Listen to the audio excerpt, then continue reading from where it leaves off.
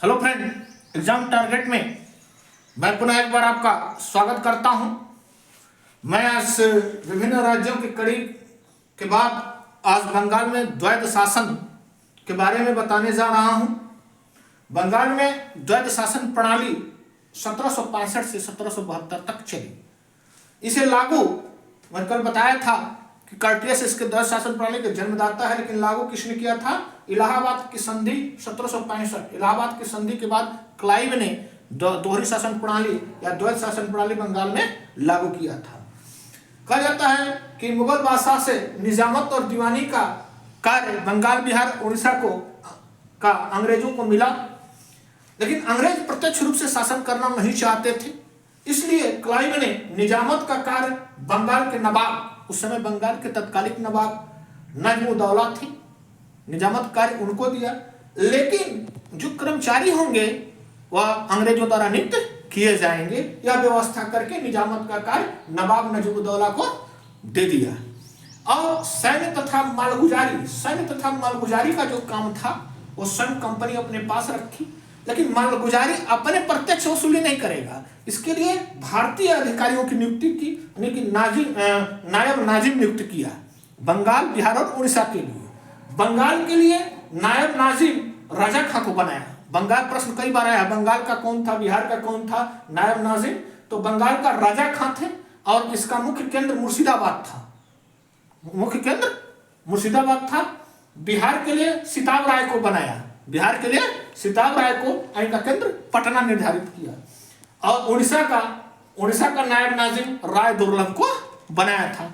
तो बंगाल, बिहार सब लोग याद रखते हैं, लेकिन उड़ीसा सभी लोग याद नहीं रखते हैं। तो उड़ीसा आजकल कई परीक्षाओं में देखा गया कि उड़ीसा का पूछा है तो राय दुर्लभ थे, उड़ीसा का नायब नाजिम थे।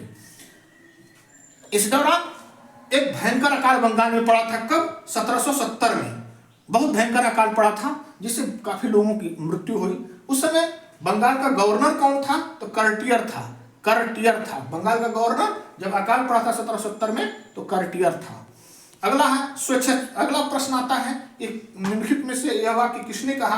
तो स्वेच्छाचारी शासकों के अधीन भी बंगाल हरा भरा था। कंपनी को दीवानी मिली तो उजाड़ हो गया। कंपनी को दीवानी मिली तो बंगाल उजाड़ हो गया। एक धनी प्रांत था, आज उजाड़ हो गया। तो किसने कहा था? तो रिचर्ड बियर ने कहा था। नेक्स्ट प्रश्न आता है, मैं निश्चितपूर्वक कह सकता हूं कि 1765 से 1785 तक कंपनी सरकार की अधीन भ्रष्ट, झूठी, बुरी सरकार संसार के किसी भी सभ्य देश में नहीं थी। किसने यह बात कही थी? तो कार्नवालिस ने कहा था, जो बाद में गवर्नर जनरल बना था। इन्होंने कार्नवालिस ने बात कहा था कि जो सरकारें चली थी वह कैसे थी? बहुत भ्रष्ट थी। विश्व के इतना भ्रष्ट कहीं सरकारें नहीं थी, सभ्य देश में नहीं थी। 1772 द्वैध शासन की समाप्ति कब हुई? तो वारेन हेस्टिंग्स के जमाने में 1772 में द्वैध शासन प्रणाली को समाप्त कर दिया गया। द्वैध शासन का मतलब दोहरी शासन प्रणाली, एक ही राज्य में दो शक्तियां। अगला प्रश्न, क्लाइव ने कब व्यापार समिति बनाया था? क्लाइव 10 अगस्त 1765 को क्लाइव ने व्यापारिक समिति सोसाइटी ऑफ ट्रेड बनाया था। व्यापारिक समिति बनाया था, जिसे कुछ व्यापार करने के लिए एकाधिकार दिया गया था। पूछता है तो प्रश्न वो है नमक, सुपारी और तंबाकू। ये तीन चीज का व्यापार सिर्फ व्यापारिक समिति के लोग करेंगे, और इसका बंटवारा नीचे से ऊपर तक आय में कंपनी कर्मचारियों के बीच में होगा। इसे लोगों ने संगठित लूट कहा। लोगों ने क्या कहा? संगठित लूट कहा। 68 में बोर्ड ऑफ डायरेक्टर क्लाइव के इस विचार को स्वीकार नहीं करता है। उसके बाद इसे 1768 में समाप्त कर दिया जाता है।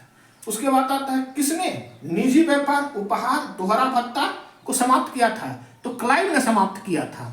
कहा था उपहार, निजी व्यापार करना, उपहार करना और दोहरा भत्ता सब कुछ क्लाइव ने बंद किया था। और उसके बाद उसी के बाद ये ट्रेड ऑफ सोसाइटी बनाकर संगठित लूट की योजना बनाई थी। नेक्स्ट है, ये पूछता है उपहार और निजी व्यापार किसने बंद किया था? क्लाइव।